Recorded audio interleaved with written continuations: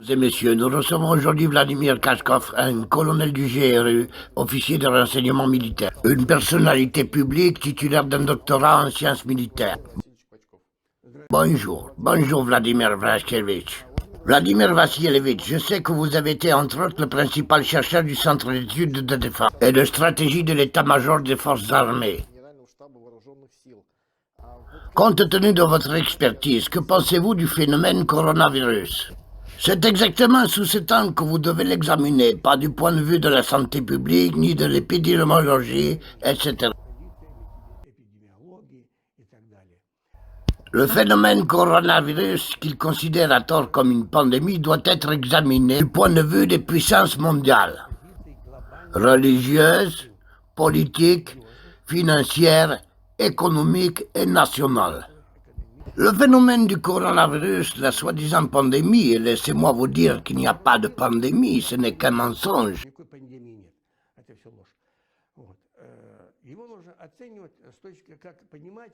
doit être considéré comme une opération spéciale, mondiale et stratégique. C'est exactement comme cela qu'il faut penser. Il s'agit en coulisses d'exercices de commandement et d'état-major des puissances mondiales visant à contrôler l'humanité. C'est le but de ce coronavirus. Je le répète encore une fois, nous avons peu de foi en Dieu et encore moins en l'existence de Satan, l'ennemi de la race humaine. Ainsi, l'objectif, en coulisses, des pouvoirs sionistes et financiers est de réduire la population mondiale. C'est leur idée fixe. Ils pensent que nous, les gens ordinaires, sommes trop nombreux dans le monde, que les gens de leur espèce devraient être environ 100 millions, avec un maximum d'1 milliard de personnes pour les servir. Ainsi, ils vivraient dans l'abondance ici, sur Terre, parce que nous, les gens, les terriens, nous sommes trop nombreux pour les puissances mondiales en coulisses. C'est pourquoi le coronavirus et la crise financière qui est apparue presque immédiatement sont inextricablement liés. L'objectif est d'arrêter les mouvements de population dans le monde entier, de réduire les libertés politiques. En termes politiques, il serait pratiquement impossible de faire tout cela. Il y a des différences entre les constitutions. Qu'elles soient appliquées ou non, c'est une autre question. Cependant, il existe des droits politiques auxquels les gens sont habitués et qu'ils croient leur appartenir pour toujours. La première tentative de retirer ces droits aux gens a eu lieu le 11 septembre 2001. Peu de gens semblent se souvenir que la guerre mondiale contre le terrorisme a été déclarée après la prétendue attaque contre le World Trade Center du Pentagone et de la Maison-Blanche aux États-Unis. De comprendre ce qu'est le coronavirus aujourd'hui, souvenons-nous et analysons cette première tentative. La déclaration de guerre contre l'humanité déguisée en guerre contre le terrorisme, c'était il y a 19 ans. Les puissances mondiales en coulisses ont créé les événements du 11 septembre 2001. Aujourd'hui, elles ont besoin d'une autre excuse pour mieux contrôler l'humanité et pour s'en emparer. C'est ainsi qu'elles ont créé le coronavirus. En gros, ce n'est pas, pour ainsi dire, ni une pandémie, ni une épidémie. Même maintenant, j'ai littéralement regardé les données ce matin, 300 personnes dans le monde en meurent chaque jour. Vous pouvez imaginer l'ampleur de ce phénomène. Bien sûr, je suis désolé pour chaque personne qui meurt. Mais 300 personnes sur 7,5 milliards, ce n'est pratiquement rien. Les exercices en coulisses de commandement et d'état-major des puissances mondiales ont pour but de limiter les différents droits politiques et de faire peur aux gens. Ici, les imbéciles s'emparent déjà de la nourriture dans les magasins, millet, sarrasin, etc. Du papier toilette. Oui, même le papier toilette, mon Dieu. Pourquoi ? Le but est d'effrayer les gens. Encore une fois, il s'agit d'exercices en coulisses de commandement et d'état-major des puissances mondiales sionistes et financières libérales dans le but de limiter les droits politiques sont fondamentalement habitués à avoir, surtout en Europe occidentale. Leur deuxième objectif, le premier objectif est de réduire le nombre d'habitants sur Terre. C'est leur but satanique. Le deuxième objectif politique des puissances mondiales en coulisses est de prendre le pouvoir. Et le troisième objectif est lié aux finances et au pouvoir sur l'économie. Financier, nous le savons déjà, du moins ceux qui s'y intéressent. Maintenant, pour chaque produit qui existe, s'il vous plaît, donnez-moi votre crayon. Disons que ce crayon coûte 1 rouble ou 1 dollar. Disons que c'est 1 dollar. Pour ce crayon, il a été émis 20 fois le montant. En argent, billets à ordre, actions et autres produits financiers dérivés. Ça signifie que si vous prenez la valeur réelle de ce crayon, 1 dollar, il est livré avec différents papiers qui ont une valeur 20 fois supérieure. En conséquence, toutes les relations financières et économiques de l'économie réelle à cette économie virtuelle.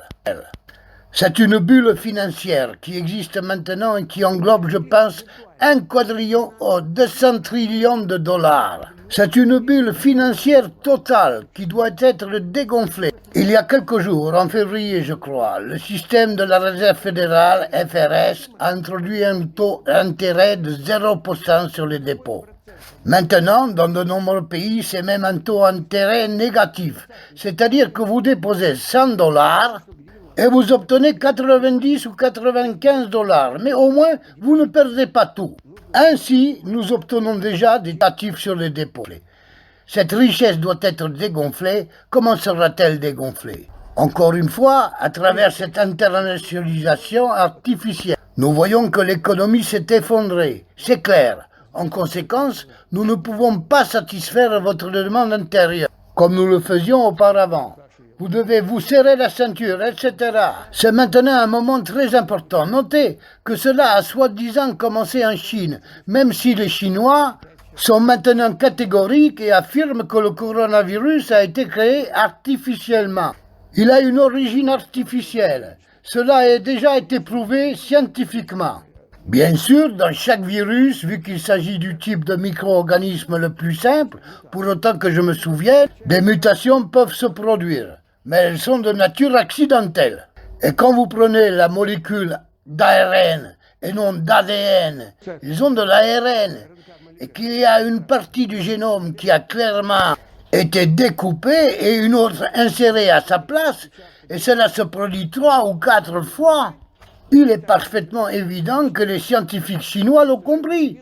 Il a été créé artificiellement et répandu à dessein, initialement à Wuhan. Il avait 2 sortes, 2 souches virales. Et qu'en est-il de l'Italie? Que s'est-il passé là-bas? Comment se fait-il qu'une souche encore plus dangereuse que la souche chinoise apparaisse soudainement en Italie? Je pense qu'ils ont maintenant quelques milliers de personnes infectées et qu'un millier d'entre elles sont déjà mortes. Mais encore une fois, 100 fois plus de personnes meurent en Italie de la grippe, de la pneumonie, de la scrofule et de l'hépatite.